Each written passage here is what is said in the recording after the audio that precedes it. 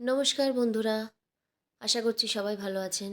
সবাইকে আমার একটি নতুন ব্লগে স্বাগত। আজকে আমি বানাবো মরশুমের প্রথম ফুলকপি দিয়ে কাতলা মাছের ঝোল।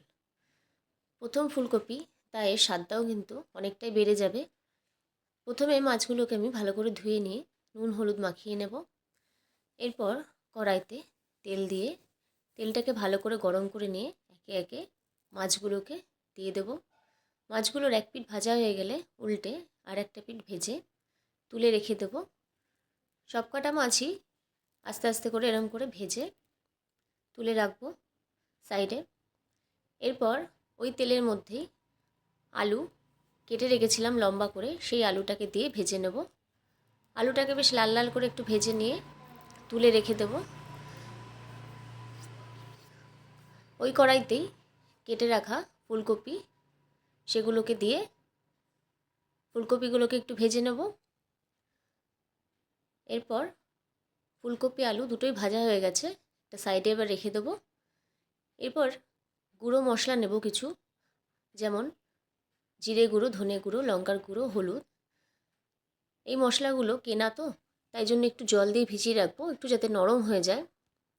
ভালো করে মশলাগুলোকে একসাথে মিশিয়ে নিয়ে কিছুক্ষণের জন্য ভিজিয়ে রেখে দেবো। এরপর ওই কড়াইতে আরেকটু তেল দেব। তেলের মধ্যে এবার ফোড়ন দেব, গোটা শুকনো লঙ্কা, জিরে, তেজপাতা আর গোটা গরম মশলা, আর আদা বাটা, লঙ্কা বাটা দেব। এই মশলাটাকে প্রথমে একটু ভেজে নেব। একটু ভাজা হয়ে গেলে এর মধ্যে এবার যে মশলাগুলোকে ভিজিয়ে রেখেছিলাম বাটিতে, সেই মশলাটা এর মধ্যে এবার দিয়ে দেবো। এরপর এই মশলাটাকে একটু ভালো করে কষাতে হবে যতক্ষণ না তেল ছাড়ছে। ভালো করে মশলাটা কষিয়ে তেল ছাড়া অবধি। এরপর এর মধ্যে একে একে ভেজে রাখা যে ফুলকপি আর আলু, সেগুলোকে দিয়ে দেব। ফুলকপি আর আলুগুলোকে দিয়ে আবারও মশলার সাথে ভালো করে প্রথমে মিশিয়ে নেব।